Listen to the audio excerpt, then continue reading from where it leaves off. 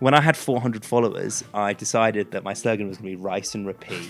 You're taking like all your annual leave to go to Kenya. What happens if it doesn't work? I'm going to run 100 miles for the Club World Cup. I moved to Las Vegas after uni. I did not know that bit of lore. Running completely changed my life. Yeah. Life sucks. You know, I was a teenager. Some bad stuff happened. And he texted me back going, I'm never seeing you again. Welcome, Mr. Rice. I'm excited. I'm excited to be here. Also, I'd like to tell everyone I've really made an effort. This is like me. Yeah, you look lovely, man. Beyond effort. I should have. Yeah. I saw your hair and I was like, oh, I should have got a haircut for this. I haven't got a haircut for this. I know, but it looks nice. Thanks, man. You've I'm done something really. about I'm it. in my bag right now with my hair. It's my favorite haircut I've had for. Same. Come on. This hairstyle, I got one compliment and I was like, this is it. It was from a woman, wasn't it? It was from a yeah. That's yeah. true, and that's so rare for me. So I was like, I got to own it now. Yeah, of course. Yeah. Sometimes Absolutely. I go proper hard on the mullet. If Do I have they? a race, I like really cut it down. It's like Okay. a high fade. What's the thing for you? So go through some of the hairstyles because I've had, I think, over my adult life, maybe 6. Mm-hmm. My mates joke about. By the way, first time trying Cadence, isn't it? Yeah. Trying the melonberry flavor. This is my favorite flavor. I understand you have a deal with them, so cheers. Cheers, mate. But I can be. I have no association with this brand. Yeah, you can give your honest feedback. Yeah, but it's not even that. You know what's cool about it is that it's just the packaging is nice. It's very clean. Yeah, it's very clean. Yeah. Give it a little sip. This is melonberry. You know what it's like? Go on. It's giving Red Bull vibes if Red Bull was nicer. But Red Bull energy flavor's like completely different. Really? I think it tastes quite similar. Are you sure you haven't tried like a I'm pretty sure if you the Red Bull thing if out you there? get a Red Bull, I'm actually pretty convinced. That tastes I haven't had one for a long time. No, I think you've missed the mark. Have here. I? You know what? It's a very nice level of carbonation. I'm a big carbonation guy. Are you? I love. What's your go-to carbonated drink? Some superb chat to Yeah, start. sorry, this is really dry. Rice, carbonation drinks. I'm obsessed with the sparkling water. Okay. Yeah, but in terms of tiering, I used to be a Coke Zero guy, like hardcore, ride or die. But my old flatmate worked for PepsiCo, and for years he'd be like, "You got to try Pepsi Max," and I kept being like, "You work for them." I'm not plugged into the Matrix. I like Coke Zero. So, and then I had it, and I was like, "Oh shit, he's right. He's right. Yeah, he's right." It's so Pepsi Max for me, I think, is nice and Diet Coke. Top tier. Diet Coke is Oh my god, it's trash. No. Diet Coke. Okay, there's not many things I've sort of given into in terms of like social media trends. But that Diet Coke thing where everyone was like trying to like make the nicest Diet Coke, and it was literally just a can out of the fridge, but it had to be the right glass shape, amount of ice. You pour it, it'd look crispy. Do you know why it tastes the way it does? No. Because in the like 70s. Yeah, cocaine in it. No. Oh. So they Coke, they wanted to change the flavour. So they made the normal Coke turned into Diet Coke, the flavour, and then they kept it as like, and then they made the diet version, and then everyone complained that it tasted really off. So they kept the diet version, and that's why it doesn't taste, and that's why they made Coke Zero, because Coke Zero tastes so similar to Coke. Oh, okay. You see what I mean? Got yeah, you. the terrible explanation, but So essentially, Diet Coke flavour was a new kind of 70s. Do you remember when they changed Galaxy? When That broke my heart. I mean, As a chubby 13-year-old kid. yeah, I think it was Galaxy was never my vibe. I'm Really? I'm a Cadbury's guy all the way. Oh, Cadbury's for me was a maturity thing. As soon as I got to like age 15 or so. You know what a maturity thing is?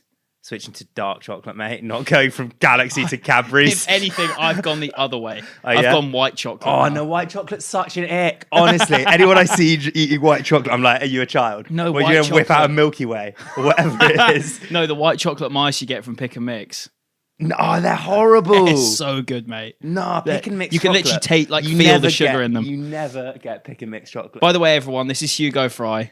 Sorry, yeah, introduction. Micro influencer. I'm a micro influencer. I got told last night at a work drinks that I'd never be a proper influencer or like a big time influencer because I'm too niche. But you know what we need to do? It's because you're going to be on 100K in a year's time. That's the dream. And what we need to do is we need to clip up this moment, put some sort of like really like aurified music underneath it, and it slowly builds. And at the end of that sentence, it cuts to everything that you do in the next year. And it's sort of just like some deep techno, like bass. I like it. Some sick edit. So if you actually, you know what? Trackhouse, you're going to make that. Oh my God. Trackhouse.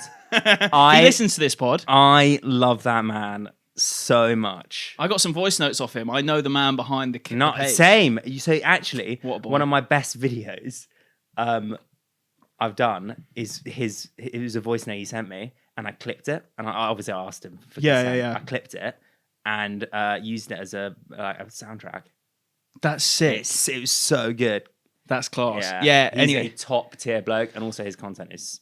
Mate, he genuinely, I think there's very few Instagram accounts, TikTok, social media, whatever you want to call the short form accounts. There's very few out there that have the same level of punchiness and sort of never miss element to them. The thing I'm impressed by is like you get pages who put out like good content, and there's always a dud.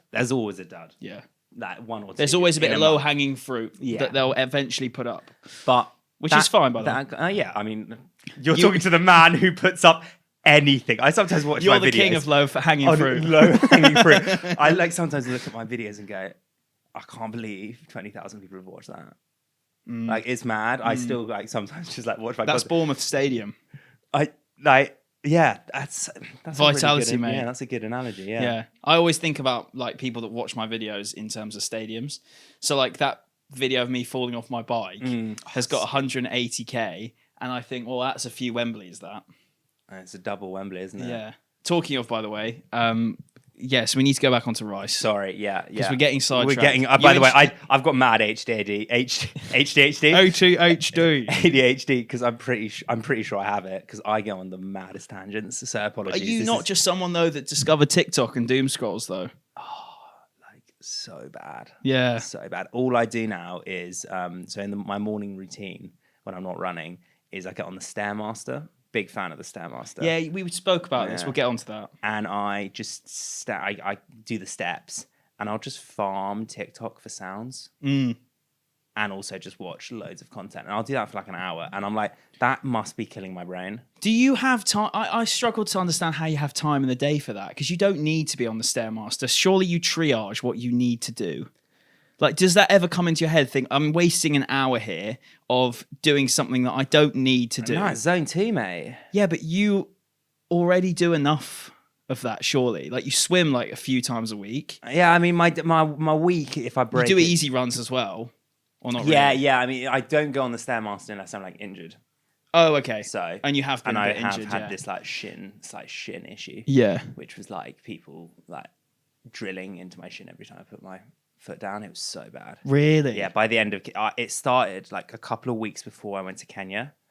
Ooh. And then it just got progressively worse. And you just kept training on it. Yeah, because I was like, oh, I'm going to Kenya. I've got to like fully take advantage of everything. Yeah. So I did like 3 weeks of 180Ks a week, plus strength conditioning, plus some bike sessions, plus pretty much swimming every day. Yeah, you were swimming out there, weren't you? It was a great experience, Kenya. But their swimming pool, it was 25 meters of just ice. It was so cold.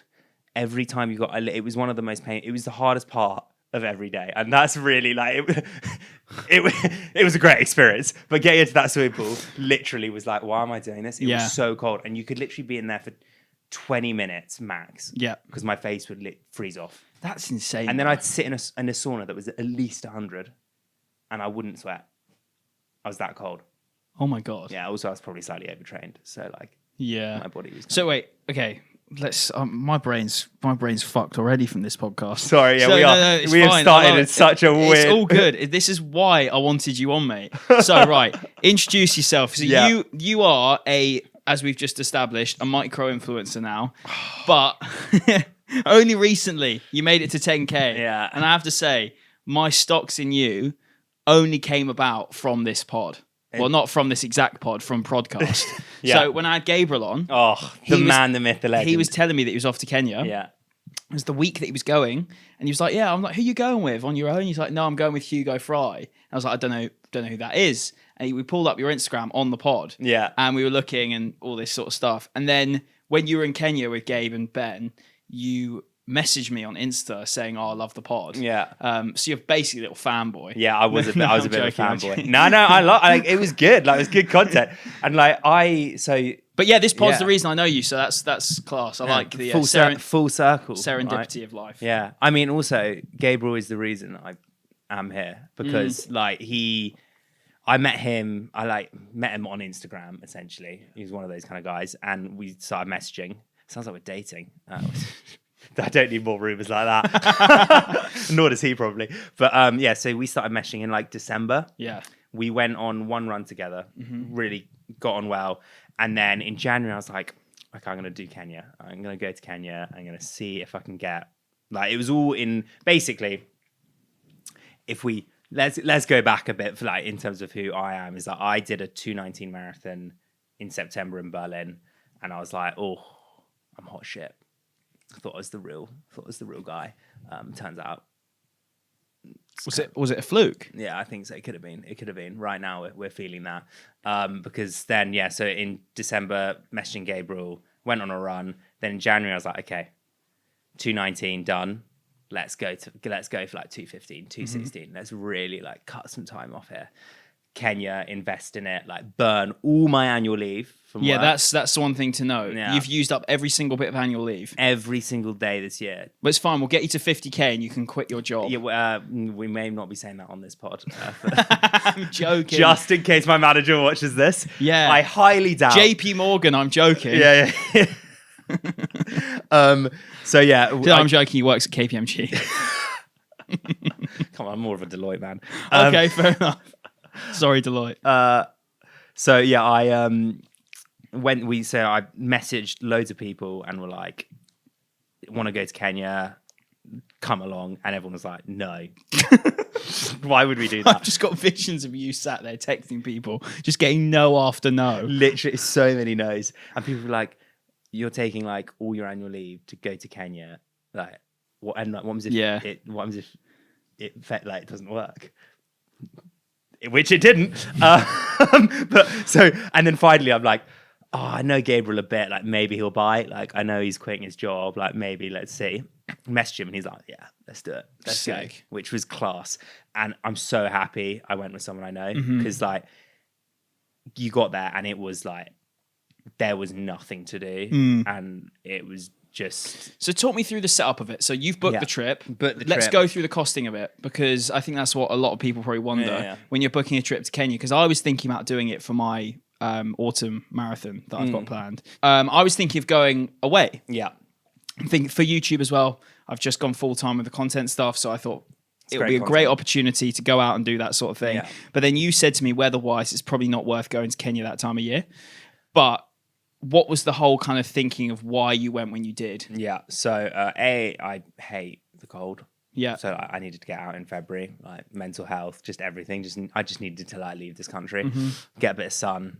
And then the only place in the world that you can do altitude at that time of year is Kenya, because you can go to Font Romeu in the Alps. Yes. That's where George Mill...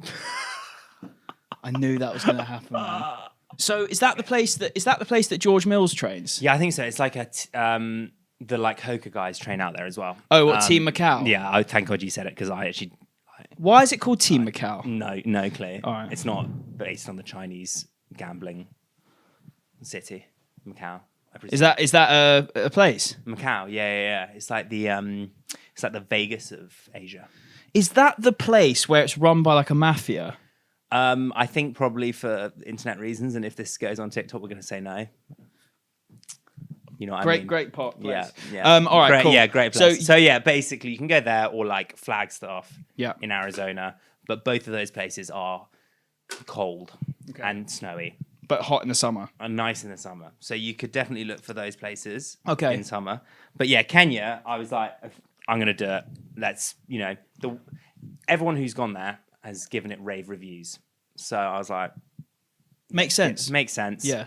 3.5 weeks. Actually, my original plan was doing 8 weeks out there. And Right. I was going to take a career break for it.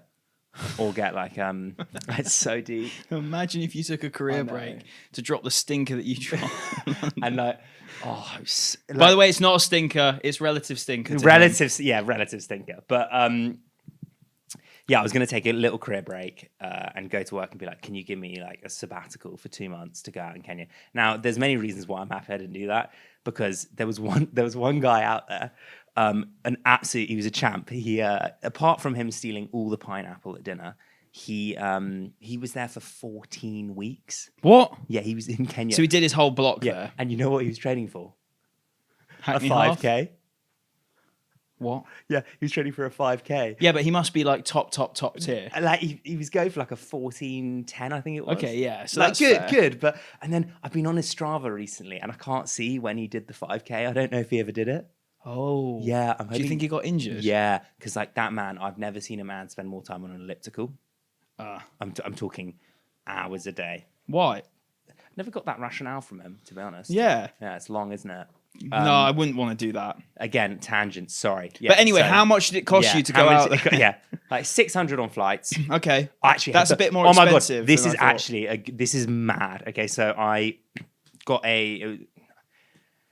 a sucker for BA. Your companion voucher, man. Oh my god, those Avios points get me every time. I've got a companion voucher to use. Pointless addition to the conversation. Go on. Oh, this is a shit show. Go on. Okay. Why do you love BA, mate? Other airlines are available. Because I just get sucked into the hype. You know, like I Yeah. like the bronze, silver, gold. Like, I just want to keep climbing that ladder. Yeah. You know? The corporate. What are you on right now? I'm on bronze. I've just got the BA Amex, mate. The black one or the blue one?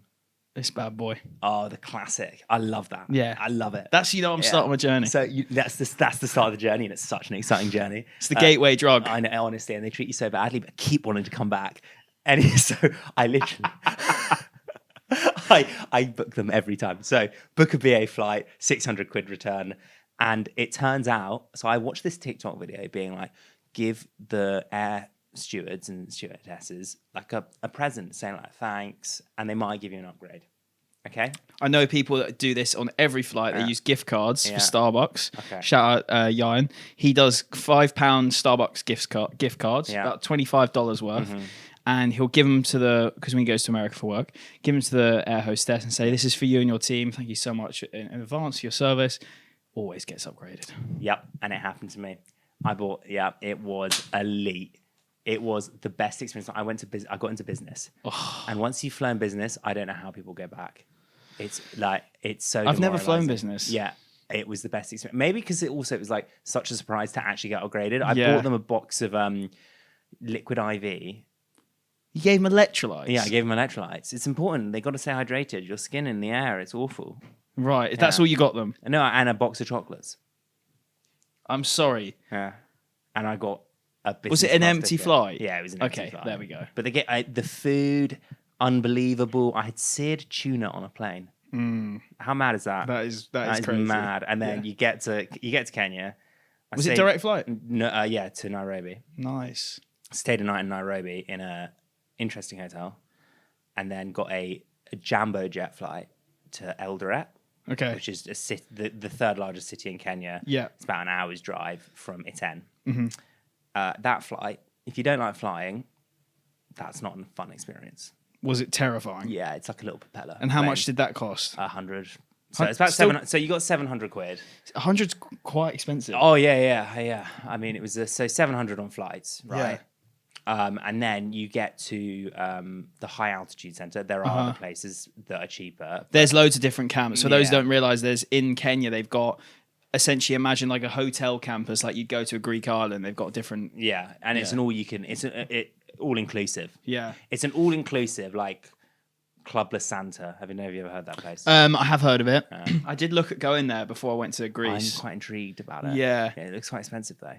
It's not too bad, but I think because Izzy and I wanted to go on a somewhat nice holiday as well. It's sporty. Yeah, it's too sporty. Yeah. I'd be up for it if you are. Oh my God, I'd be But so you got no annual leave. I got that. There's only one way I'm getting annual leave. We all know what that is the exit door. But it's so high altitude centre is €45 a night all in. Okay. So food, everything. Wow. So after like I don't know how many days I did, but it was basically all in because you then literally don't buy anything because they provide everything. Also, there is the only place you can get like a Coke from is a petrol station. Yeah. Like there is nothing else in this place. So, you know, you get all your food, you get and look, the food is basic. Okay. Let's What are you be eating real. day on day? Your breakfast is like eggs, pancake things, like porridge. Were you eating a lot? Yeah. I didn't actually lose weight out there, which is quite mad. I don't Okay. know how. Is that quite rare for you during a block? Yeah, because but I really struggle with all, like buffet. It was all buffet style, and I can't stop. Oh, okay, right. You know don't what I mean? struggle to eat. You struggle. I struggle to stop. I'm a eating. bit like that as well. I just and like even you'd get like mutton. Mutton was on like a Thursday, right? That is adult sheep, yeah. Yeah. It's not good, and I'd still be just smashing it back, like just going. Is it quite healthy tough? leather. Like what? It's not nice. It's bony. It's tough. Yeah.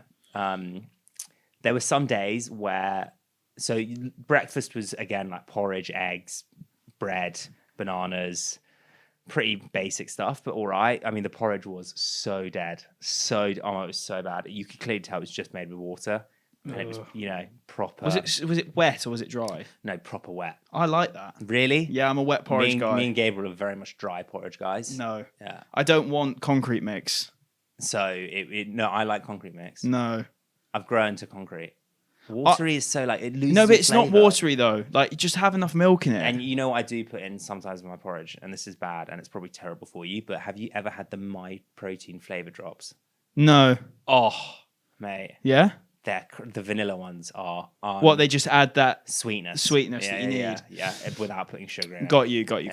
And then lunch was lunch was so bad. Actually, lunch was so dead. It would be a soup, rice and beans. And some salad, maybe. Gabriel would have loved that. Oh, he enjoyed it. I bet he did. I bet he enjoyed the food out well, and then he did have one bad night, and we did share a room, so we got very close. Let's put it that way.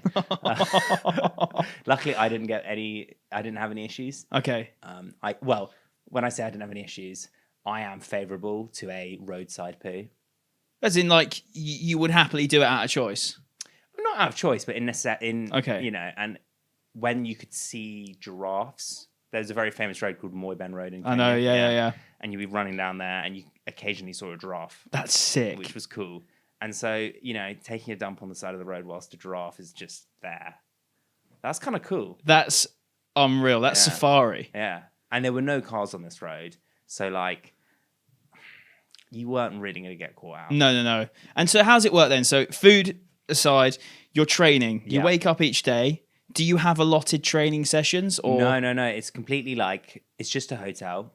Right, got you. You can do like camp. There are like camps and stuff out there. Where you have a coach. Yeah, exactly. But this was just very much like me making it up. And I make up all my training. Yeah, you don't have a coach, do you? No, I got nothing. You used to have a coach though. Yeah. Yeah, you did. I did. But just one. Just one coach. Yeah. And I think, okay, you got to find a coach who you really gel with and who gets you and who gets your style. And I've not found that yet. And admittedly, I've not looked very hard. I'm sure there is someone out there to coach me. I wouldn't say I'm uncoachable, but I do random stuff. Yeah. I mean, like, let's just talk about one of the random things that you did. Yeah. You severely unwell man. Well, running day, you just went and did a marathon. Yeah, that was fun. Yeah. Well, was it fun? I actually was pretty good. It was pretty chilled because I got two mates to come round Battersea Park with me for like we did 7 laps of Battersea Park. Okay. But it was for a reason. Like, I haven't announced the reason yet. Oh, okay. So there's something nice to it. Yeah. It's not just you being an absolute head case. Yeah. I have done that previously just for shits and gigs. But no, that I am, on like 20 days notice. Basically, my next challenge is I'm going to run 100 miles for the Club World Cup. Wow. Yeah. So you're running where in America? So the idea was basically I work for DAZN, which Yep. is the sports streaming company, or it's pronounced DAZN, but most people think it's called like Danzon. Or I've always think it's DAZN. yeah, have you? Yeah. Fair. I don't know if that's so rare. such a flex or... Yeah, no, that is a flex because most people go like, "So what is that? DAZN, Danzon?" And Right, I'm like, yeah. nah, it's like DAZN, like in DAZN. Yeah, DAZN for it. Yeah. Yeah. Okay. So basically, I'm a partner manager there. Okay, nice. A lot of time on Excel. Yep. I'm very good at pivot tables. As you know, us 9 to 5. So when you say partner manager, you deal with partnerships for like with other brands. yeah, so I look after Apple and Google. Nice. For example. So our app's distributed on iPhones, on Androids and all that fun stuff. Cool. Yeah, that's what I do day to day. But basically, they were like, we want to do something for charity around the Club World Cup. Yeah. You know, we don't do a lot of that stuff. So they were like, let's do something. Hit us up with some suggestions. And people, you know, raffles, bake sales. No one wants to do that. Mm-hmm. So I was like, let's do something really stupid. And they're no company's going to sign this off. But anyway, I was like, what about if I run between two stadiums? So watch one game. So Chelsea are playing on the 20th in Philadelphia. So I'll watch the Chelsea game. Yeah. Because I'm a Chelsea fan. And so are you. Yeah. So, yeah. Big up. I don't know who we're playing. I think we're playing Flamingo. Oh, let me get up the fixtures actually. Yeah. Yeah, we are playing Flamengo. Flamengo, that's it. Yeah. So I will go to Flamengo. I won't go to Flamengo. I'll be in Philadelphia. I'll watch that game. What's cool is we're getting a DAZN shirt, football shirt, and the captains are going to sign it. Nice. And then going to watch the game. And then I'm going to put my high-vis jacket on, because obviously health and safety. For and sure. then I'm going to run to New York overnight. Whoa. And who are you seeing in New York? Oh, that's a great question. It's a great game, which you're going to have to remind me of. Wait 1 second. So you're going to be running all that way to go and see Fluminense versus Ulsan HDFC. Yes, that is the dream game. Wow. Yeah. Wow. South Korea versus Brazil. Yeah, so big game. Yeah, big game. Big game, and that's why I'm running 100 miles. So what are you preparing for? Like, how are you preparing for that? Or are you just kind of winging it as you always do? I just have that kind of male confidence that's so unfounded and think I can just do these things. So delusion and arrogance. Delusion and arrogance, yeah. Okay. That get men killed. Right. And that's me. Do you think there's a chance that you could die? I mean, it's going to be really hot. It's going to be like 30 degrees. I've never run 160 kilometers or 100 miles. I've done 125K. Yeah, in one go. Yeah, in 11 and a half hours. I did a looped race. Okay. And it was literally, all you did was, it was a 7K loop and you did it as many times as you could. And it was like, I think it was like 100 meters of elevation every loop. Whoa. Yeah, it was actually the most disgusting thing I've ever done in my And life. did you, wait, so you were just looping? Was it like a last man standing thing where you No. take a break? No, it was just going for 12 hours. Wow. And I just don't really think, and I just didn't really prepare myself. I was like, oh, it's 12 hours. How hard is that? Like, I don't know. It's not even a day. Like, I like running. I'm sure it's not going to be that bad. It rained the whole day. It was in Reading, and I had 7 bananas, 9 SIS gels, and 12 squares bars. That was it. Oh my word. Yeah. That's a lot of refined sugar. It was, and I can't look at a squares bar the same. Really? Yeah. You can't eat them? It That's was- a real miss. Yeah, because like Real miss. it was one of the most traumatic experiences of my Yeah. life. And I was so messed up afterwards. I'd literally just started at DAZN. Okay. So it was my first month. Yeah.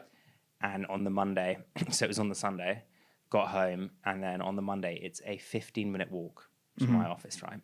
That's it. It took me an hour and 15 because halfway through I had to just sit down because I started profusely sweating. What? I had my Like your body was just like shutting down. Yeah. And I had to walk back home, change my shirt because I'd literally soaked it through. So the 100-miler. Am I scared? I don't know. Like, it's 24 hours. Like, if I can't do that, I don't know. I don't want I to mean, say. not doing that is completely fair enough, by the way. But the whole thing is, have you even got a crew or anything like that? Yeah. So I mean, because I'm doing it through work, Okay. they have to be a bit more sensible. Like if it was just me, I'd probably just like raw dog it. But Really?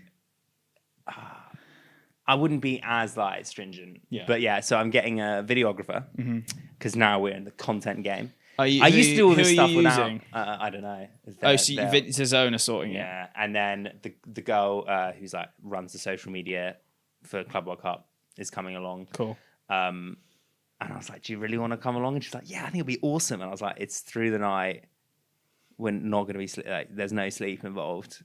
I guess maybe she can like we're going to get a big like SUV, one of those. I really want like a big Jeep or something. Yeah, cool. Yeah, Or you want like an guzzler. actual like RV. Yeah, like no, you know what like the trucks where Yeah. they've got the thing at the back and like Oh, what? Like a pickup truck? yeah, like a pickup truck. And then you know what I'm seeing? I'm already visualizing it and manifesting it. We're gonna have a Cadence cooler in the back with all the drinks. Yeah. We're seeing that. Yeah, visualizing you've it. got the vision, mate. That's an insane challenge, Yeah. though. So are you? Why have you picked that stadium? Because it's the nearest. Basically, every other option is impossible. Okay, why? Because like Orlando to Miami is 250 miles. Now, Right, got you.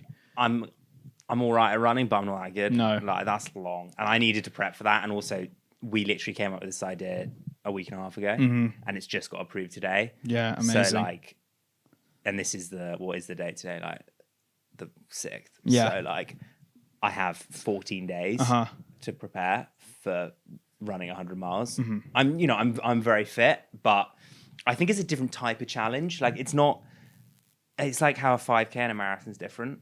You know, they require different training. So, well, there was that discourse for a while, wasn't there? It was like running faster is way trickier than running longer, and all that sort of stuff. Do you remember that? Yeah, it still goes on. It's like I watched a video. Why are you comparing? The other day, I watched a video and it rattled. I get so rattled online.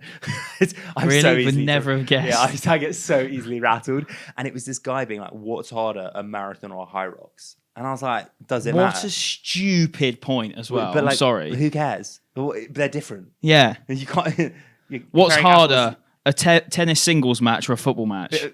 like, I don't know. Yeah. Like, you just, there's literally no. And I was commenting. I was like, I don't usually comment. I try and avoid commenting online because I just think when I had 400 followers, I decided that my slogan was going to be rice and repeat as a joke.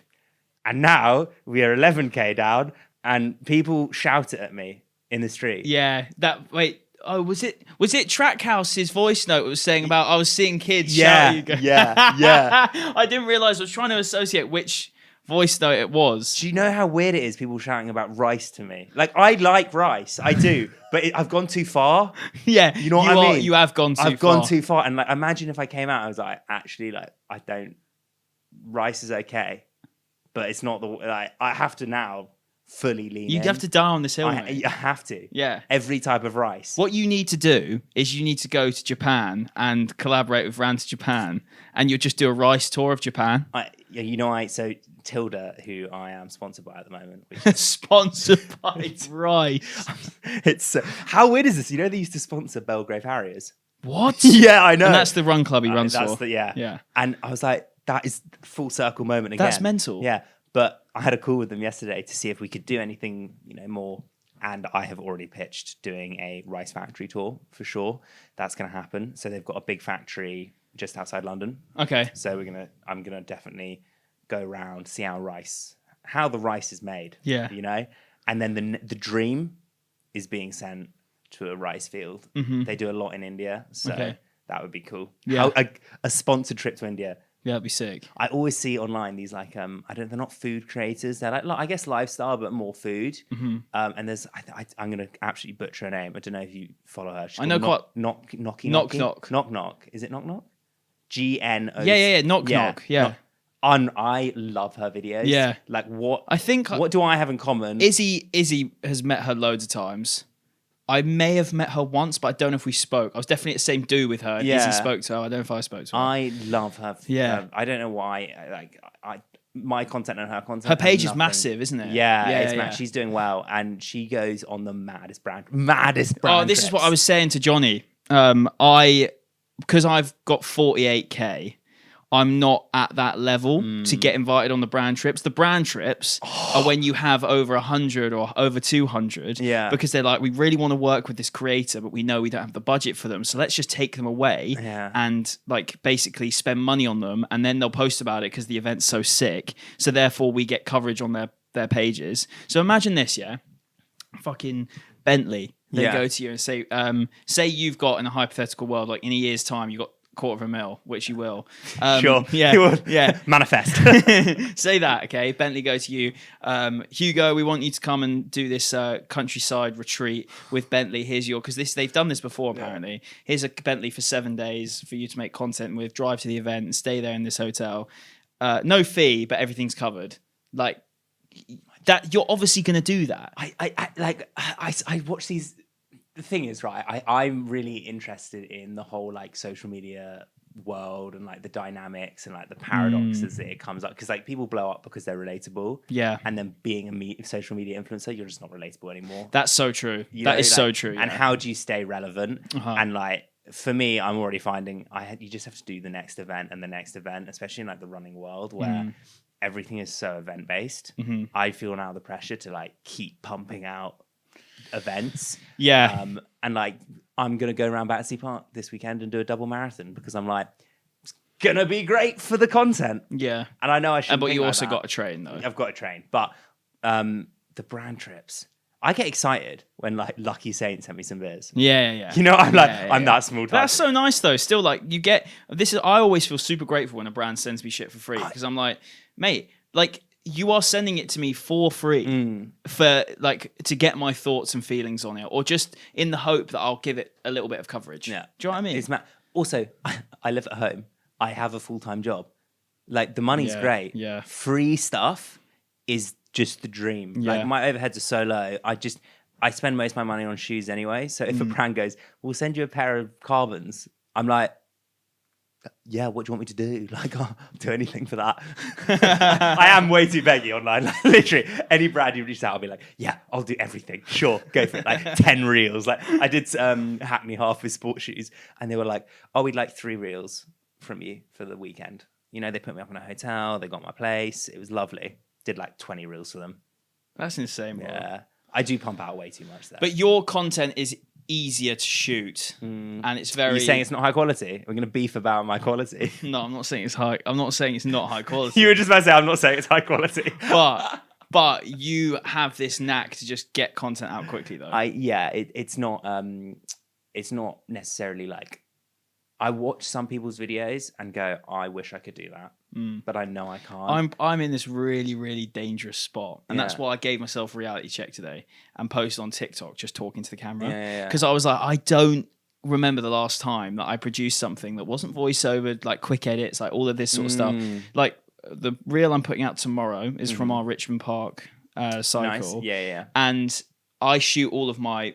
For those who are camera nerds, I shoot my vlogs on my DJI Action Pro, and I shoot it in RAW so I can color grade it. You could be speaking Chinese right now. Yeah, well, I'm not, but I'm speaking English with. Yeah, I didn't need to clarify that. I think we realised you were speaking English there. I thought that sounded like a really fantastic bit of dry humour, but it just sounded so stupid. Anyway, I color grade it, and I'm still learning how to color grade. But I'm like, I need to color grade it because otherwise it's just grey. Yeah. So I'm now. Is it? I know. Yes, it is. Okay. It is. However, I'm like making this content. I'm spending like an hour chopping through the footage and then adding a color grade on my Premiere Pro on my laptop as if I'm doing like a proper production. Jesus. And then I'll voice over it, and then every caption I need to make sure is perfect. I've become such a fucking perfectionist, and it's so annoying because I'm now like, I've taken this full time. I need to level up the content. It's so tricky. Yeah, I'm just, and I know I should get better. I think it would help if I did get better. I think people would be more engaged. I think I'm still bad at like even like you have to get into like the hooks and like how to people have got the attention span of children now. They watch like 3 seconds. And Do you want me to give feedback on your page? Go for it. Because your personality is brilliant. So like that's fine. Yeah. Like your content doesn't need to change. Yeah. But I think what you're missing is a recognizable intro font. Interesting. Yeah. So that's what I do now. Yeah. I've got this is a little tip for people actually as well. Not saying that I'm the font of all knowledge, but I've seen I've seen other creators do this as well over time, and it's something that I've kind of sponged off, like just viewing other people's sick content. I have the same intro font, same intro hex code for the color of the font, which I've got saved in my notes, so it never changes. Well, over the past like 4 videos, it stayed the same because I realized it was always just a certain variation of yellow and it looked a bit different. So now I do the same one until I get bored of it and want to switch the font or whatever it is. And so then you're open to like switching it up? I will switch it up, but I'm just for now it works. Yeah. And then basically, if you ever have like a break in what you're speaking and saying, it needs to be car. It needs to be that you are just not shouting because you're not actually shouting, but you are just shouting at the audience, and there is no gap. There's no time for them to think I'm flicking off. That is the thing, and I notice sometimes when you're speaking, you'll talk and there'll be pauses. I try and cut them out now. I really do, but also I get to a point where I literally can't be bothered to listen to myself anymore. Yeah, fair. You know, you've watched it like 3 times. I literally watched it 3 times. That's fine. It's always one of these things as well because you're posting daily, whereas for me, I post like 1-2 reels a week. My inspiration is Casey Neistat. Yeah, fair. Big man. There's a lot of parallels between your content. Yeah, for sure. He does Too Good To Go reviews as well, doesn't he? He loves a Too Good To Go. Does he? Also, I thought Too Good To Go was everywhere. It's only England. It's only London. Yeah. Yeah, I did not realise that. Yeah, I get so many people messaging me like, "What's Too Good To Go?" And I get it. Again, another tangent. What were we talking about? What is this pod? I have no idea. Sorry. Look at the fucking title. Intelligence. Yeah, nah. There is none of that here. Yeah. I ain't got a skeevy. But we're talking about training, aren't we? We're talking about training. Yeah. And the point I wanted to get to is you're someone that always sets the bar quite high for themselves. Yeah. What is it about running that captured you, and why is it you have that self-discipline now? Yeah. I mean, I sound so dramatic, honestly, but like running completely changed my life. Yeah. I'm sure that happens to loads of people as well. But like I was big into boxing at uni. So basically, you know, we had some family troubles when I was growing up. You know, not to get into that. No one needs that. No one needs. Also, to go deep, we've spoken about them privately and stuff, but it's not really something you'd want to talk about. Yeah, on a podcast, like you know, hey, my thing is everyone goes through something in life, and oddly, I think if you go through it younger, at least you know how to handle it when you're older. Agreed. The people I feel sorry for are people who've never been through anything, and then they have to like when they're in their mid-20s, 30s. Start to deal with because life sucks. Life sucks, and like there's something's going to happen to you that you can't control. And basically, you know, I was a teenager. Some bad stuff happened, and then I kind of like just not head loss, but I needed to find a way to like control something in my life, right? And I think when things are just so chaotic in your life, and everything's like you're spinning loads of plates. You often gravitate to like controlling the things you can control in your life. And so like for me, I got into some pretty bad eating habits. I think a lot of people do because it's something very easy to control, right? So you got into also I was like a teenager in the like real bro years of like bodybuilding, and like bodybuilding YouTube and stuff. And there was also so many products that came out, like fat loss products and stuff like that. And so like I just like when I was like 18, got into like real like calorie counting, all that kind of stuff, and just I never had any, I don't think I ever like I didn't get any diagnosed with anything, but I knew I had a problem with that. You know, in reflection, like you sometimes look at some of the stuff I was doing, and I was like, that's nuts. Yeah, like what was I doing? And I found exercise as another way you can control what you do, right? And like, so I really got into boxing, and it was like kind of a discipline thing. I really liked the art of it, and then also it was great exercise. And it was learning a new skill. And then a brief tangent, but I moved to Las Vegas after uni. What? Yeah, I worked for a casino in Vegas. I did not know that bit of lore. Which was just a bizarre experience. All right, let's rewind. Why did you go to Vegas to work in a casino? basically on our college message board, an alumni message going like, "Does anyone want an internship in Vegas?" And I was like, "I'll have a bit of that." Yeah. So yeah, literally the day after graduation, flew out to Vegas for 6 months. Wow. We worked on global development. At a casino. Yeah, at a casino. And we Wow. were basically lobbying governments to legalize casino gambling. Okay. Morally, like Ozark sort of stuff. Yeah, where it was morally slightly questionable, but I have so much niche casino knowledge now. Really? Yeah, and out there, I got into the one thing that everyone in America gets into, CrossFit. Okay. Yeah. Big CrossFit guy. Yeah. Proper, like, went hard on the CrossFit. Mm-hmm. So retired from boxing, broke my nose really badly, so I thought, nip it in the bud. Someone knock you out? Yeah. No, well, bit of a I can show you punch. photos, but we can insert some photos if you want. Like, it was disgusting. Really? These photos were so graphic. Like, my nose was out here. Whoa. Yeah, it was mad. Have you had a nose job? No, he punched it back into place. In the moment? Yeah, in the moment. Yeah, he punched me the other way and it went, yeah. You'll never see any. It was like a zombie apocalypse. The amount of blood that was I everywhere, bet. I was just covered in it. And after that, Did you go really like heading and stuff? oh yeah, but then I got really drunk afterwards to celebrate, and that also did not help. To celebrate what? Oh, I won the fight. Oh, you won the fight. Yeah, I won the fight. It was just the first round. He completely destroyed my face. Right, so you get punched. Yeah. Your nose goes like this. Yeah, it's like up here. Was it a case of, oh fuck, his nose is broken, let me punch it back into place, or is it like he just went 1-2? No, it was one, and then like 2 minutes later, another one. Ah. Yeah. So like, there's loads of photos of me with my nose out here because Can I see a pic? Yeah, sure. That's crazy though. So you used to really like your boxing, and then you kind of made the switch to running after CrossFit. I did CrossFit, and then I got into F45. Yeah.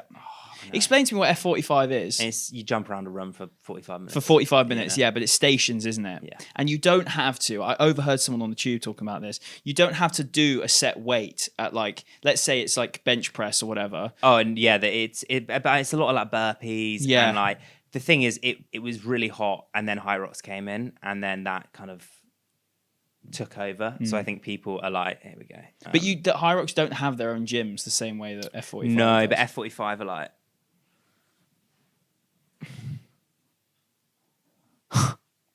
Mate. Yeah, it's grim, isn't it? Yeah.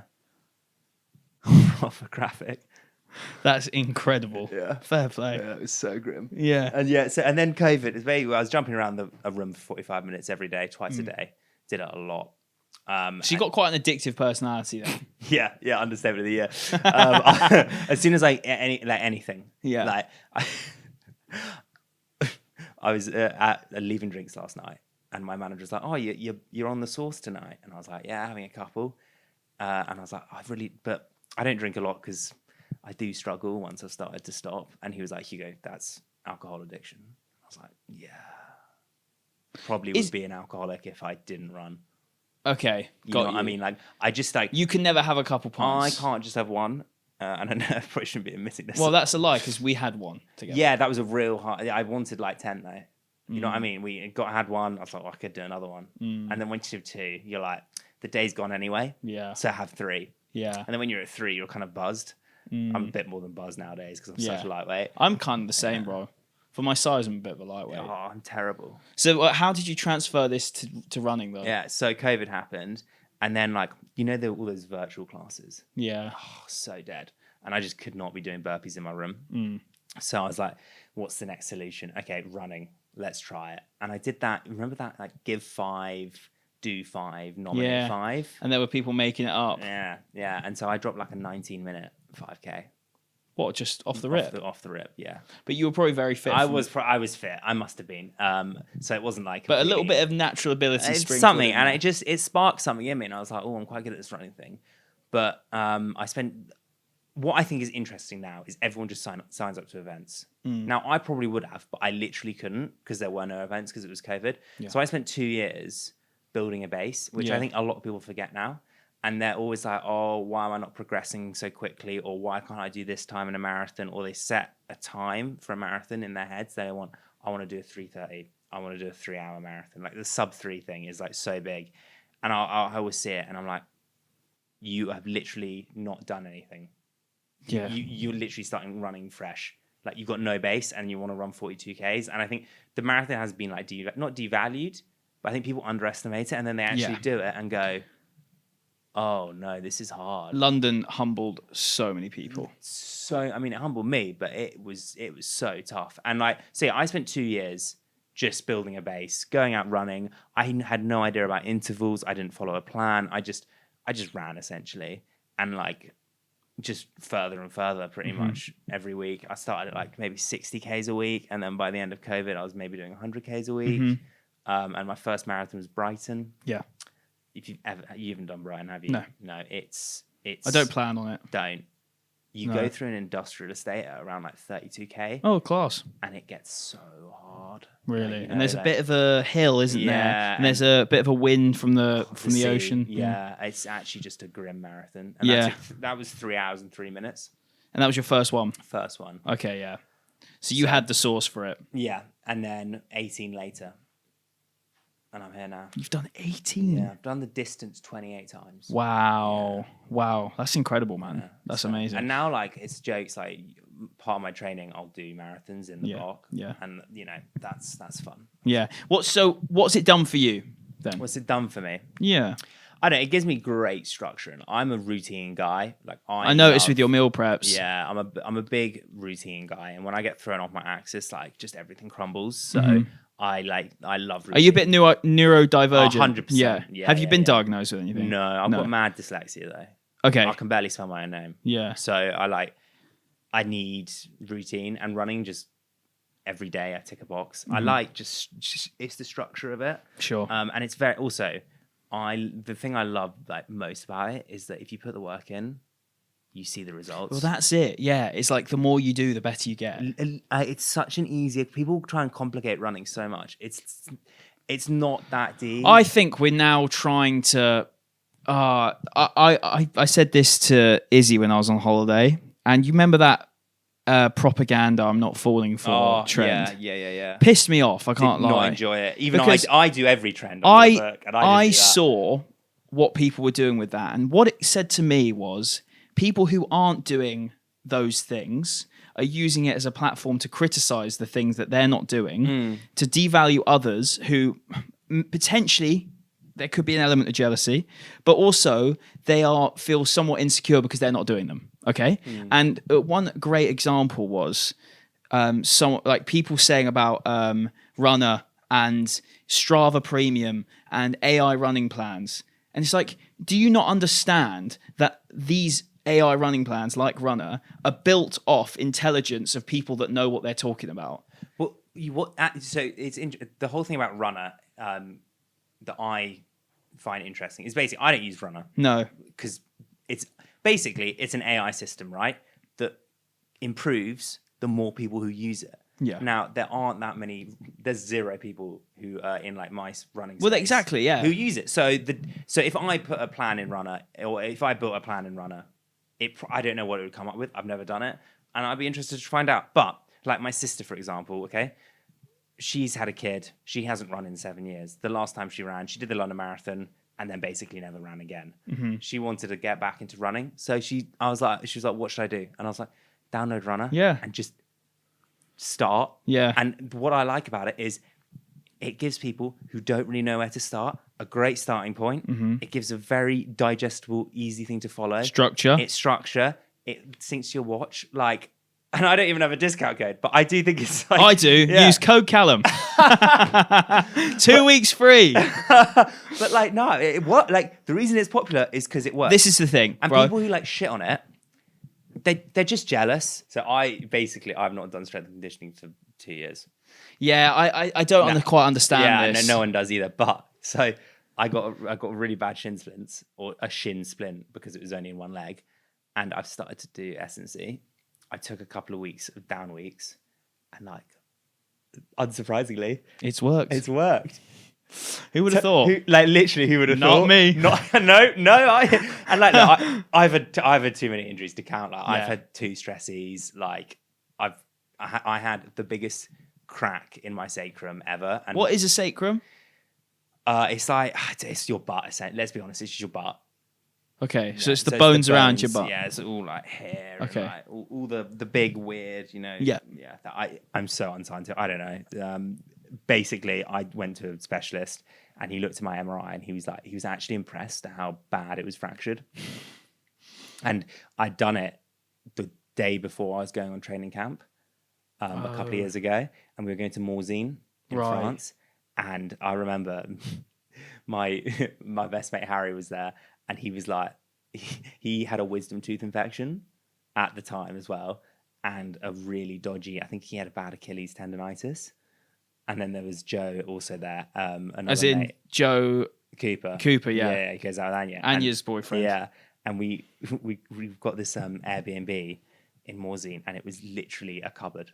I'd argue it was like the size of this room. Whoa. And there was just 2 bunk beds, and then it was there was one like floor, and then there was a roof, like I don't know, annex. At the top a mezzanine. A mezzanine, yeah. And the only reason we put Harry up there was because he was the only one who was tall enough, he was short enough to like not bang his head every time. So we had this like absolutely grim Airbnb, right?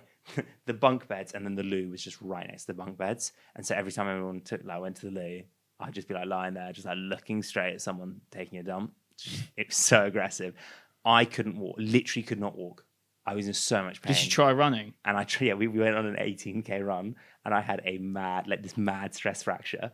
And every time I put my foot down, I was in so much pain.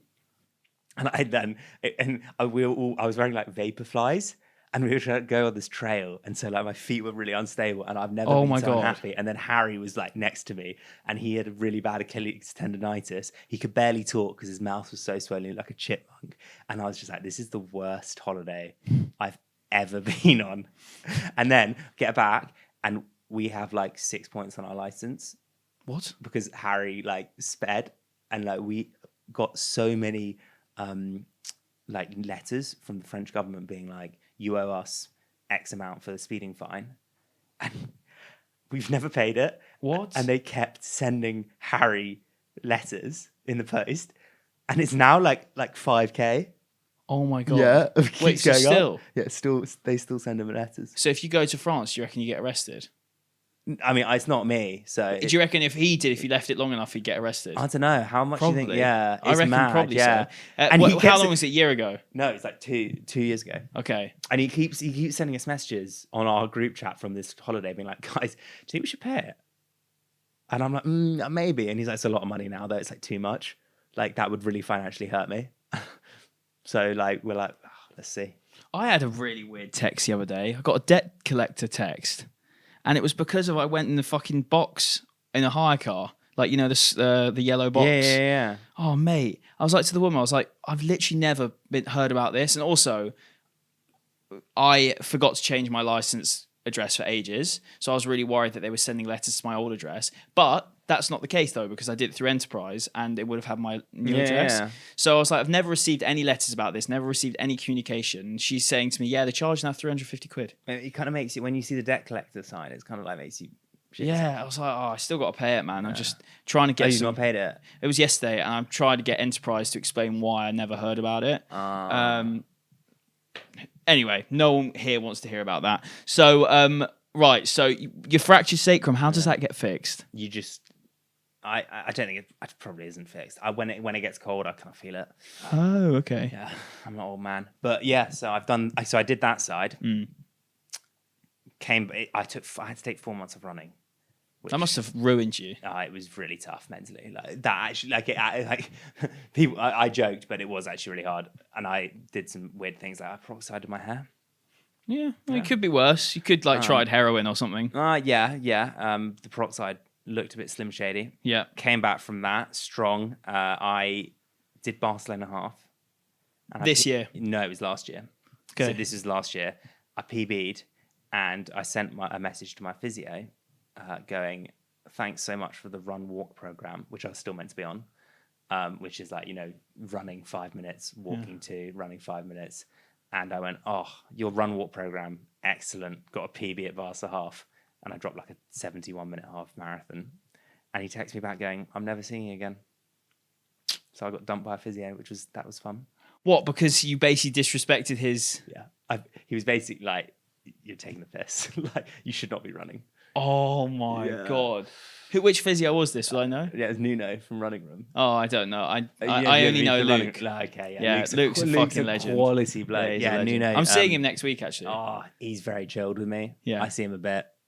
Every time I get injury, I go to him and he's like, "You're an idiot." And I'm like, "Yeah, cool. What's new? Like, grow up. Yeah, Cry more. I'm literally paying for your holiday to the Barbados. Like, chill, man. Like, chill. You want me to be here. You want me to keep coming back. Yeah. So I did Barca half. Then I did Copenhagen Marathon where I PB'd. Yeah. And so, like, I think I used to get so worried about taking time off. Yeah. But actually, I took 4 months off and came back, PB'd in the marathon. Then, over that summer, stress fracture the other side of the sacrum. Yeah. So, What? Yeah. So I broke one side and then broke the other side in the space of a year. Oh my God. Yeah, Mate, you are unhinged. Yeah, it was tough. And then I only had a month off for that. Then had a 4-week block to Berlin where I did a 2:19. I still don't know how I did that. I trained for 4 weeks. Sorry. Your Berlin 2:19 was off a 4-week block. 4-week block, yeah. Where my first run back. Guys, can I just make a point here? This is not advice. This is Hugo Fry being a strange and talented individual. Yeah, it was my first run back was the big half. Right, yeah. So yeah. I took a month off with the sacrum stress fracture, then first run back, big half. Dropped like a 69, I think it was the first time I broke 70 for a half marathon. And I was like, oh, feeling good. I did do a lot of cycling when I was injured. Yeah. But again, that's not running. And then I had 4 weeks, did a couple of longer ones. So I did 3 weeks of 30Ks maybe, a 30K run each week, doing marathon specific stuff. Then went to Berlin. And the night before, I texted my mate Reese being like, should I just give it a go? Just go out with a sub 220 pacer and see what happens. And he was like, yeah, what's the worst that can happen? And no one expects you to do well anyway. And I think one of the reasons I did well is because there was no pressure. There was no pressure, yeah. It was so chilled. And I think then I had this golden patch, literally golden patch. I did Berlin 2:19. Then I went to New York 4 weeks later and dropped to 2:21 on a hard course. I came 37th. Yeah. And then 4 weeks after that, I did Valencia, where I got 2:20 again. That's insane. And in the space of 3 months, I dropped times that I never thought. Your body must be so used to running insane distances. Yeah. And I think that's what a lot of people. You know what? I've just realised the tangent we went from. We were talking about the propaganda trend. Yeah. But going back to that, I think a lot of people that say overtraining or running more equals lack of progress or whatever the thing is, it's just bollocks. The point is, you train what works for your body. Okay, my body used to running it'd be interesting to know actually. I've just got the new Forerunner, and they've got a new feature on it. Switched. I've gone to Coros. So we've basically done the switch, mate. I've gone from back to Garmin after Coros, and you've gone from Garmin to Coros. Yeah, so we're rivals right now. But so they've got a new feature on here which can test your load. So it can test your. It sounds nuts. It's not a semen. Sorry, I'm so mature. It can basically tell you what your weekly kilometers should be based on your heart rate and your. No way. Yeah, so it will notice obviously your physical readiness for the session based off all of the shit that it already tracks. I have to say, I'm going to be honest here. Those predictors, man, they think I'm going to do a 14:10 5K. Yeah, that's not happening. Yeah, you know what I mean. And then my marathon time is 2:30, and I'm like, but that's not. Let me see what my Garmin was, because I've only done 2 runs with it, and one was easy, one was intervals. So the thing I do love about a new watch though is when they're like, "Oh, well done, you've done your longest run." I like hype. Yeah, I haven't seen those. Yeah. I haven't been hyped up by my watch for so long. Yeah, I love it, man. Right, so where would I see my race predictor on the app? My watch is stuck in miles. I don't even know how to change it. I remember that caught me out for a bit. I can't be asked to work out. I'll get it on screen now if I can find it, but I don't know what my race predictions are for my Garmin. The point I was making though, again, fucking tangent. The point I was making is nothing is worth criticizing until you've seen if it works for you. Yeah. Okay. There's no point slagging off the way someone else does something just because it doesn't work for you or it hasn't worked for your group of people or your echo chamber. Yeah. Just that's fine. Like people that run slow and it works for them, that's brilliant. People that run fast a lot and it works for them, that's brilliant. Double threshold. Or if it works for you, it works for you. If you're someone like Ran to Japan who runs a disgraceful amount, crazy, and it works for him, that's fine. But also, why? Okay, my thing at the moment is like I love running's hot, and I love how people are just getting involved and doing marathons and stuff. Sure, why are you doing it though? Yeah, like do you actually like running, or are you just doing it because you want the bit of the hype, you want the Instagram likes? Because I think a lot of people are just doing it because they don't love running, and like I like the events. Sure, I like doing the marathons. Obviously, like you get people being like, "Oh, it's a mad time," but on Monday morning after a marathon, I'm still going to go run because I love like actually running. Yeah. And like, that's why I do it. Yeah. And so the events are great. And like, I love doing the marathons, but I love the routine progression and like mental clarity it gives me. Yeah. And I don't necessarily like adore going out and being like exerting myself for a large period of time. Like during the thing, I sometimes hate it like everyone does. Everyone hates it. But I do love the idea that a new week, and I get excited on a Sunday looking at my runner plan, seeing what I've got coming up for the week ahead, and and things like that, and planning out my week. And because I've obviously got my triathlon coach at the moment for my swimming and cycling, I like adding my runner plan sessions, like and like working out when I'm going to do that, when I'm going to do my cycles. Like it gives me a buzz because it's like structure for my week, and then obviously you go from A to B. And you've got that level of progression. That's what I would say I'm addicted to. Is the progression element and how much fitter I'm getting. Like I'm now running 3:45s in tempo sessions, and that feels normal now. Yeah, like I'm in such an echo chamber, and like I only follow people who are also really quick, and like, so I never. You follow me, mate. You're mad quick. But Stop it! I just was trying to bait a compliment. But like I find that even if I do something crazy now, I'm like, oh, could have done better. I do not appreciate where I am. It's an unhealthy mindset sometimes, isn't it? And like I'll do like 1K reps and I'll be hitting like 2:58 per kilometer, like lower than that, right? And then I'll look it back and be like, well, that was an average session.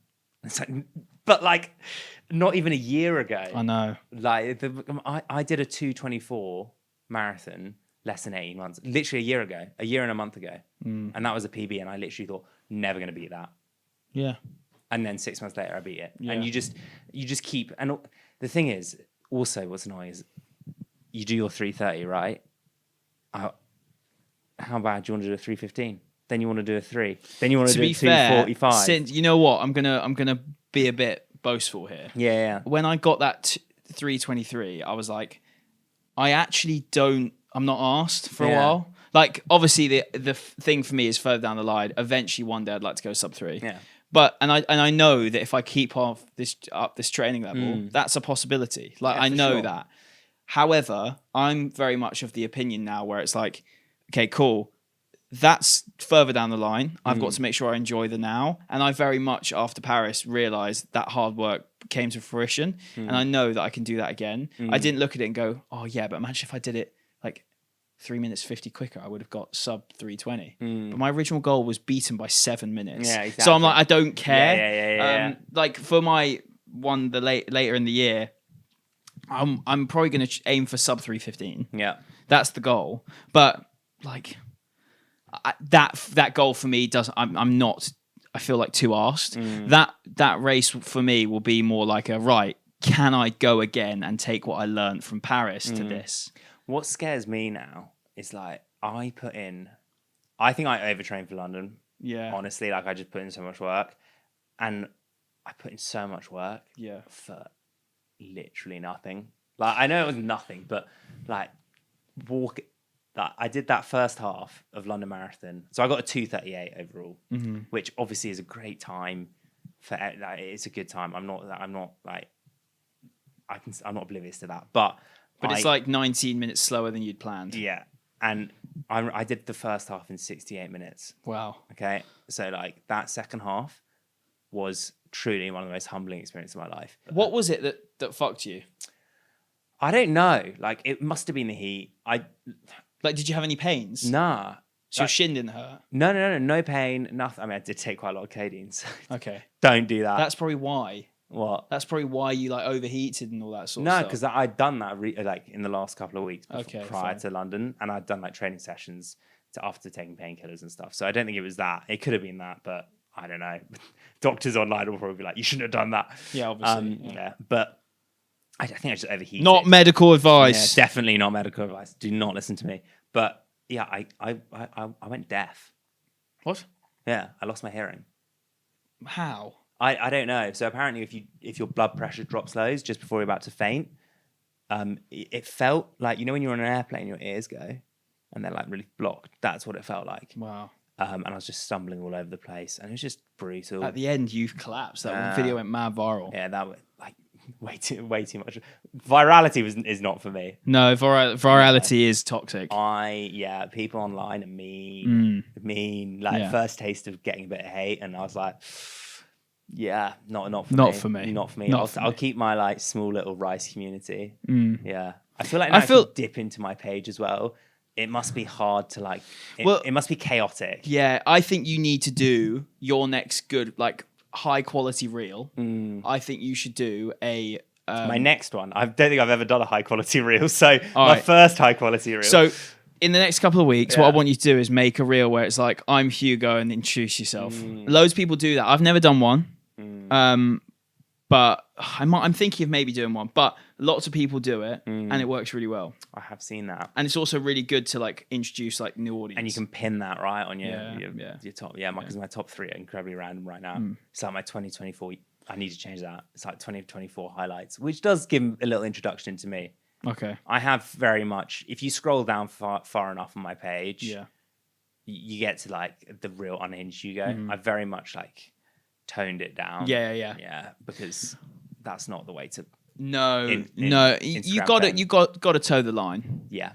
I used to speak about some crazy stuff. Yeah. Okay. All right. We'll move on.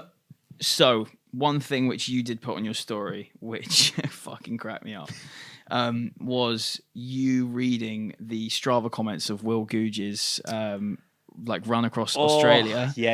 And I want to talk about this because you actually gave me a lot of insight onto it, because I didn't really know about the hate too much. Because I'm very much come from an angle of like, I really love what Will Googe is doing. And I think he's just a sick guy. And I think the reason a lot of people don't like him is because he is this good looking guy that is smashing it, and he's defying a lot of what people believe's possible. And because he's a sick guy, good looking, great fashion sense, cool. Like there's a lot of reason for like a bit disgruntled people not to like him. No, like 100% jealous. Yeah. I'm jealous of the guy. Yeah. He's like absolutely rigged, hot, must be making bag. Yeah. Must be making bag. And then, he does these crazy events. Like his run across America was amazing. And then he's just run across Australia, equally unbelievable. And like, this is like, I guess this is like speaking about politics. Like, this is such a controversial topic in running. Yeah. But like, there's so much questions around like heart rate data. But why? He's running so slowly. That's what I think. Yeah, you do get cardiac drift. The longer you run, your heart rate will go up. Yeah. And he's running so long for so many days in a row that I think that's what people are saying. But look, like,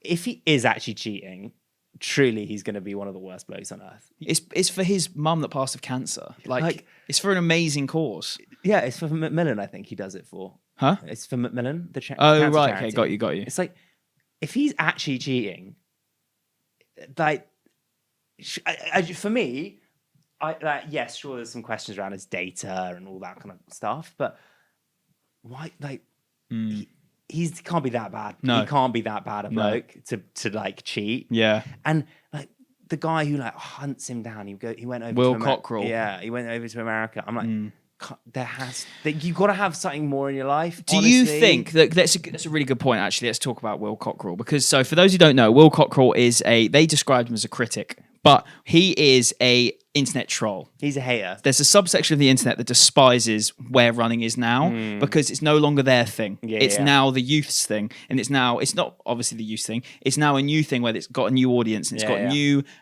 It's not new screen time. It's got new money being pumped into it, and they just want it back to the good old days. He travelled over to America to basically meet Will on his challenge to watch him doing it properly. Yeah. He said, I've come here to watch that you're doing this run properly. Why do you care that much? For me, I'm just like... He spent his hard-earned money. So much money. And he went to the butt fuck of nowhere in like Colorado or somewhere to find him and like try and prove he wasn't running it. I think running is in an interesting like space at the moment. I think there's a lot of... I'm going to put it out there. I used to definitely be a bit of a hater. Really? Like, not like I didn't ever hate on anyone like actually like typing messages and doing... I wasn't a hater online. You weren't a troll. I just like... I'd see stuff and just like my internal monologue be like... Do you think you've ever seen any of my old running videos then and had formed an opinion? Genuinely? Probably, yeah. Yeah. That's so funny, man. Because I remember like this is not even that long ago, like 6 months to a year ago, I'd look at influencers and be like, this is unfair. Like I run I don't know what it was, like 2:30, but like I think I'm really good.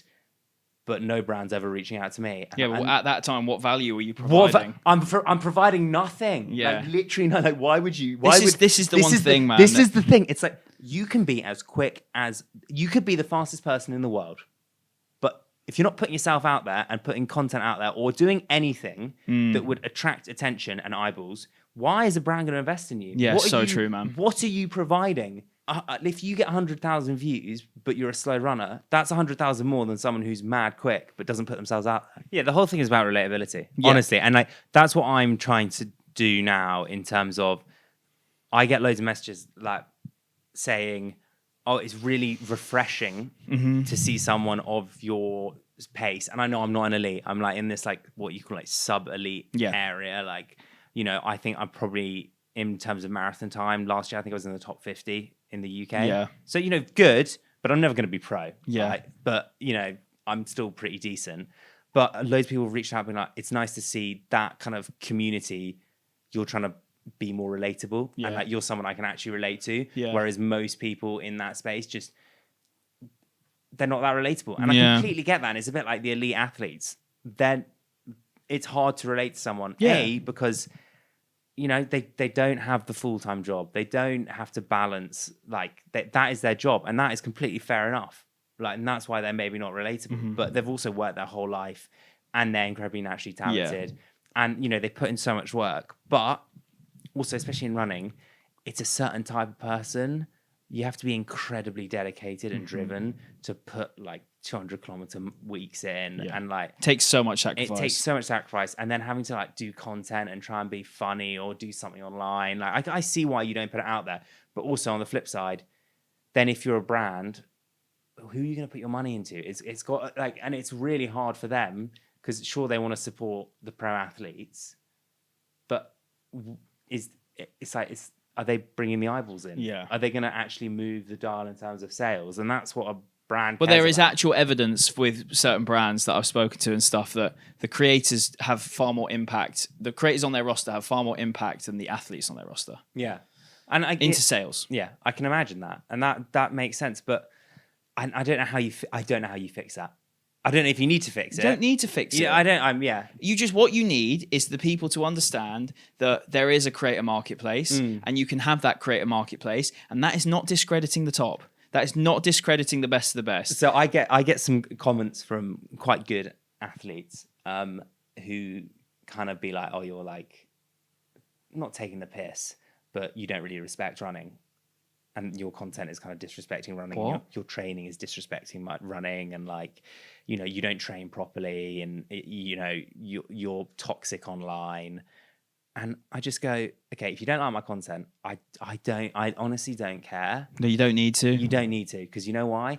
This ocean is huge. There is enough space for literally everyone in this world to be online. You can be like, you can post whatever you want and post whatever makes you happy. Yeah. And if you don't like what I post, there's an unfollow button. There's a block button.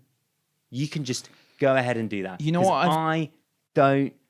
I don't care if you don't like me. Yeah, that's so true, man. It's a really refreshing thing to hear because I've done this a couple of times where I've had some like people that persistently comment negative stuff on my posts, and instead of blocking them, which sometimes, I mean, I've only done it a couple of times on TikTok when there people have been genuinely hateful. Oh yeah. And like they've been genuinely hateful about me, about Izzy, and I'm like, I don't want you ever accessing my content because you don't deserve it. Yeah. Regardless. What I've now started doing is when there's people that clearly followed me from being on the fellas, but have no interest in the content I'm posting, but are now just sticking about to be negative and shit on what I'm now doing, I will go onto their profile and remove as a follower. So then the likelihood is, because they don't really like you, unless they're a fucking loser, they will just forget that you ever exist. Because you've taken yourself off as one of the people they follow. I'm just like, why go out your way in your day to just like leave a negative comment or just like comment something that's pointless? I'm just like, how about you don't follow me and then I don't want to be like I don't want to hate like make your headspace. Yeah, it's I don't want to be a crazy, negative person in your world. So just literally unfollow me. I don't care. Yeah, I'm gonna lose one extra follower. Yeah. So if you're out there, you know just what's crazy unfollow. when I rebranded, I knew this was going to happen. When I rebranded, I lost, I think within an hour of the post going out, I think I'd lost like 200 followers. For real? Yeah. When I changed from Proddy C to Calum Goddard, and do you think there were bots or something though? Maybe I think that people didn't really know. These were a mixture of hardcore fellas fans that really like only follow me because I was called Proddy C. That. And then also people who are very, very vague followers of mine that followed for like, because I've got a few trial reels up, which I'll get followers off, like old podcast clips. The trial reel thing it's is really a weird one, but they don't build a good audience. They just build people that see you on the algorithm, hit follow. They're not proper. Like sometimes you get proper followers, but the point I'm making, it was a collection of those that just associated with a username and they saw something different, and they saw Calum Goddard and they thought, "Whoa, who's that? Who have I accidentally followed?" And then go and unfollow you. Because I've done that a couple of times on YouTube when someone's changed their YouTube channel name, and it was before the days of like thumbnail styles where you knew it's someone's video based on a thumbnail. I'd gone, "Fuck, who's that? Who's that?" I don't subscribe to them. Quickly unsubscribe, and then it's clocked, and I'm like, "Oh, subscribe again." But it is so interesting, the whole like name changing thing online. Like because I'm just I'm happy I never had my name's always been Hugo Fry. Like that's just because also I never really saw myself doing this. Yeah. So it's like for me, I was like, what is Proddy C? Proddy C is producer Cal. Okay. I don't work there anymore. My podcast was changing. You're also not a producer anymore. I'm not a producer. I'm a producer of this. I self-produce all of this. Hey. But so it was like, it needs to be me now. It's Calum Goddard. That's my actual name. So I was like, it's a difficult one, but also as well, it's just like closing a chapter, starting a new one. Yeah, it's nice. It's fresh, like a new start. Exactly, man. Yeah. Look, thank you so much for coming on, bro. I'm definitely gonna have you on again soon, especially after this challenge. Mate, you're gonna have to start paying me though. You know, like when I'm on 100K. No, like, do people? Sorry, last thing. Do people like ever appearance fees? Yeah. No, I've never had that. No, I think so dead, man. Like if you like, Nah, I love chatting shit. I've offered to pay people's travel when they've come far. Okay, yeah, that's nice. It's kind. Yeah, I've offered to do that, and sometimes I've paid it because sometimes it is quite a lot for people to travel from fucking North or Midlands or whatever. But we actually have got an exciting announcement though. It will be.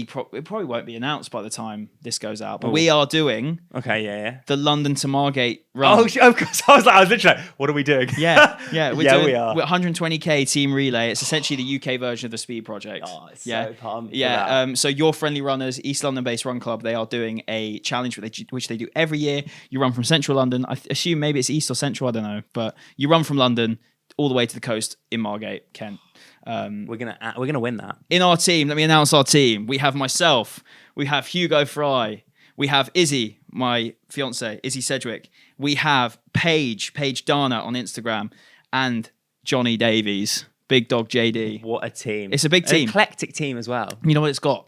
So Izzy is, actually I won't say it just in case she's not announced it, but Izzy's training for a massive challenge in October. Nice. Okay. Like a seismic thing for her, all for an amazing cause. And so this is a really, really good training experience for her. So that's why she was like, I'd love to do this for that. And then obviously you've got Paige, who's fast, rapid. I've never met her. She's a lovely excited girl, to mate. meet her. She's so nice. Good friend of ours.